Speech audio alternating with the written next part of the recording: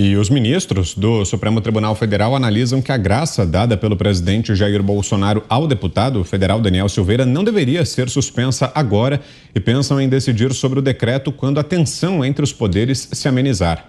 Os magistrados querem dar um parecer somente quando se esgotarem as possibilidades de recurso em outras instâncias ou quando o plenário julgar se o decreto é constitucional. Em entrevista ao UOL, o ministro Gilmar Mendes disse que Bolsonaro está muito debilitado e afirmou que as instituições não permitirão um suposto golpe. Também como forma de crítica, desta vez indireta, o ministro Luiz Roberto Barroso ordenou que a Polícia Federal analise documentos e supostas provas que constam no relatório da CPI da Covid contra Bolsonaro e seus aliados.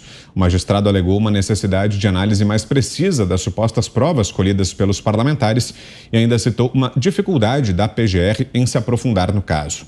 Para o ex-ministro do Supremo Tribunal Federal, Marco Aurélio Mello, o presidente Jair Bolsonaro não cometeu crime de responsabilidade ao conceder indulto a Daniel Silveira e o presidente está somente exercendo seu papel. Zé. Olha, Vitor, anistia, indulto, graça está presente em quase todas as constituições do mundo. Eu tive a curiosidade de procurar, inclusive, na Constituição francesa, lá é muito ampla a possibilidade de indulto do presidente da República. Na Constituição americana também existe essa possibilidade. No Reino Unido, da mesma forma. Para demonstrar que isso não é um bicho de sete cabeças e não é uma teoria inventada pelo presidente Jair Bolsonaro, nós podemos recorrer, por exemplo, à Bíblia. Pôncio Pilatos lavou as mãos e atendeu a turba e acabou inocentando, dando o perdão, a graça a Barrabás e não a Jesus, que foi entregue, então, para ser crucificado. Foi, talvez, o primeiro perdão errado que se deu na história e, talvez, a primeira eleição, porque ali Pôncio Pilatos, em vez de decidir, né, dar o perdão ao bom, preferiu ouvir as turbas e jogar, lavou as mãos num gesto simbólico e deixar que Jesus fosse crucificado e assim se cumpriu as Escrituras. Pois bem, sempre em todas as constituições brasileiras existe essa possibilidade. O que está provocando, o que é diferente, é que desta vez este perdão, esse indulto, não foi em linhas gerais para vários, né, com endereços fixos, mas para vários, mas sim de forma unitária, ou seja, diretamente para um deputado federal, né, o Daniel Silveira. E vou te dizer, o PT, a Dilma, queria sim dar um indulto parecido a José Disseu, a Palocci e ao ex-presidente Dilma, mas não tinha a dignidade, não tinha altivez, não tinha apoio popular, apoio do povo. Se ela assinasse um decreto assim, é evidente que a situação política dela teria se deteriorado muito mais rápido. Mas houve, sim, indultos assinados pelos ex-presidentes, pela ex-presidente Dilma. E houve ali o perdão de condenações, primeiro lá do Mensalão e depois da Lava Jato. Portanto, é um decreto constitucional e é diferente porque também não é todo dia que o Supremo Tribunal Federal condena um deputado federal no exercício do seu mandato sem roubar, sem matar, sem praticar crimes, né? A 8 anos e 9 meses de prisão. Todo mundo sabe que exageraram. 8 anos e 9 meses, multas de mais de R$112 mil. Além disso, inelegibilidade e perda do mandato. Quer dizer, exageraram. Foi inusual esta sentença. Então, isso é que originou esta decisão inusual também do presidente da República. Oceana.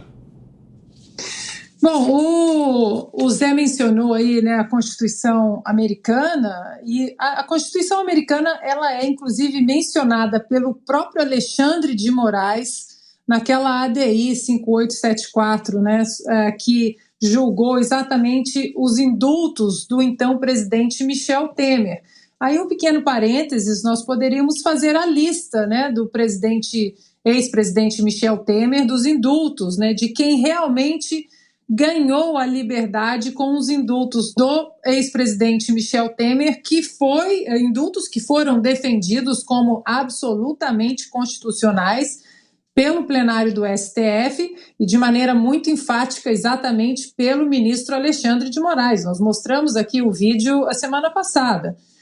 O curioso é que agora eles, além de abandonar a Constituição, eles também estão abandonando a própria jurisprudência de seus votos, né, dos seus relatórios e dos seus votos proferidos naquela ADI 5874. E ali o Alexandre de Moraes cita, Zé, a Constituição americana, fala dos checks and balances, né, da importância dos freios e contrapesos que foram, sim, importados para a nossa Constituição e que o indulto presidencial, a graça presidencial, nada mais é do que um freio na tirania do sistema criminal.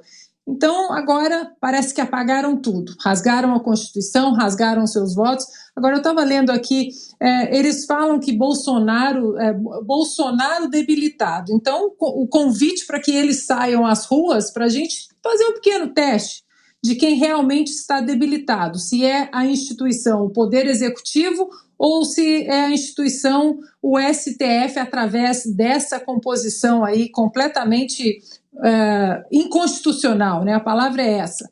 Eles também falam que vão esperar a tensão amenizar. Não tem como mais amenizar, porque o povo já entendeu que a corda não foi apenas esticada, mas arrebentada pelo Supremo Tribunal Federal.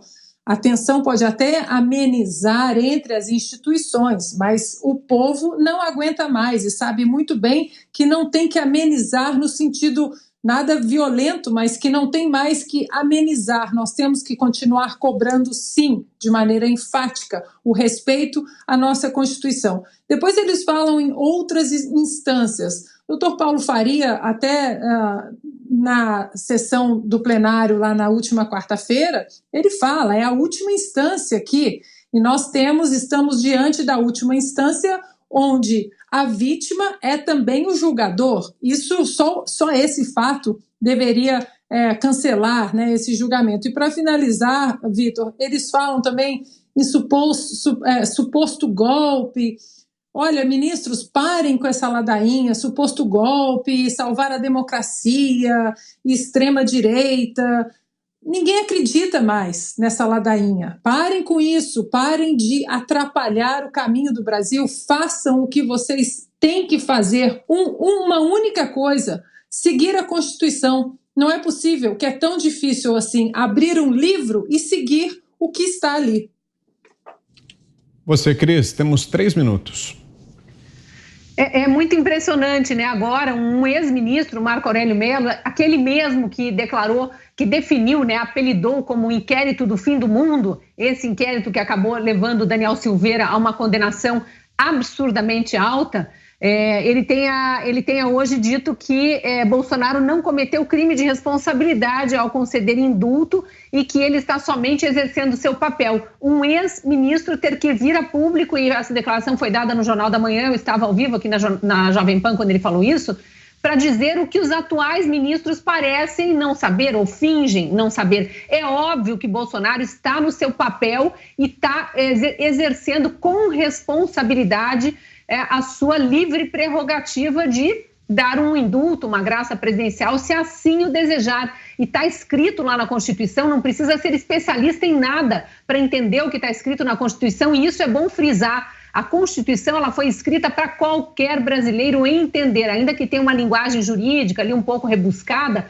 qualquer um pode ler e entender o que está escrito. Qualquer um entende que a imunidade parlamentar garante ao parlamentar falar quaisquer opiniões e atos e votos e palavras, quaisquer, ele está imune, assim como a Constituição diz que é do presidente da República a prerrogativa de dar um perdão a qualquer condenado se ele assim julgar que deve fazer. Então podem espernear aí os Randolfo Rodrigues da vida o quanto quiserem, constitucional é, se não quiserem que essa graça, que esse benefício seja dado, eles vão ter que ir contra a sua própria jurisprudência, como bem lembrou aí a Ana.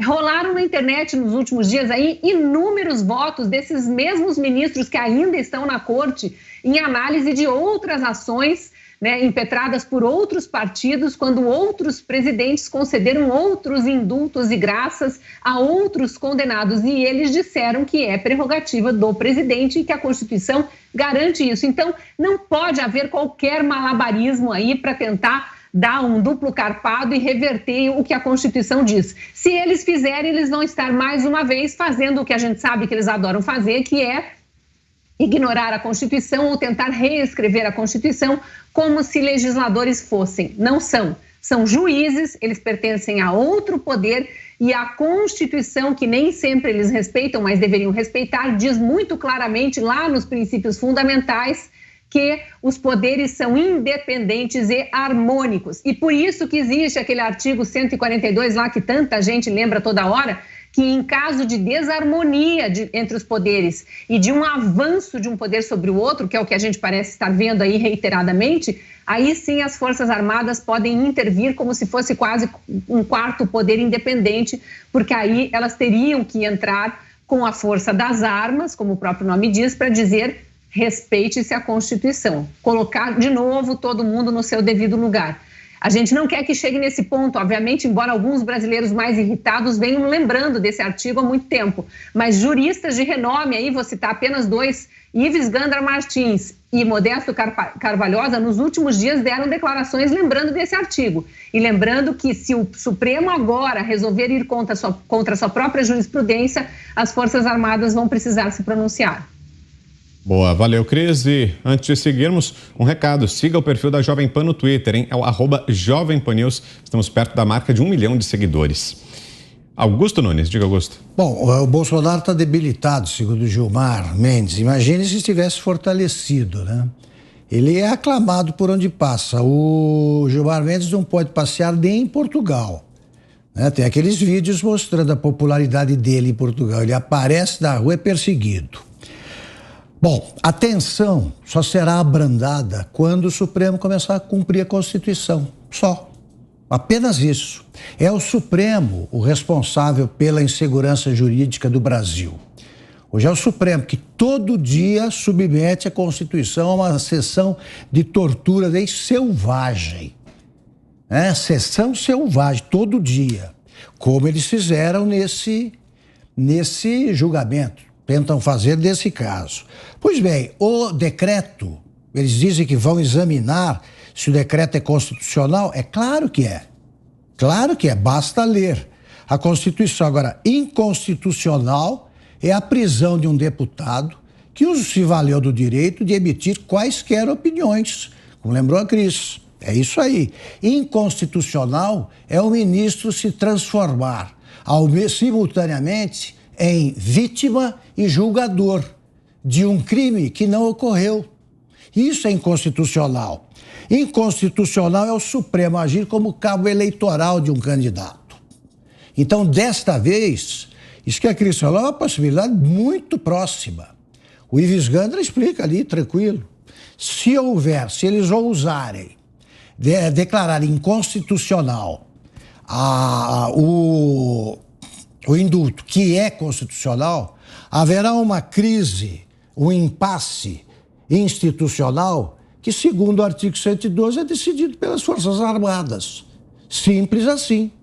Então, se houver esse tipo de intervenção, a culpa é de quem? É do Supremo, que novamente terá considerado inconstitucional o que não é. Portanto, é o Supremo que agirá de modo inconstitucional. Simples assim.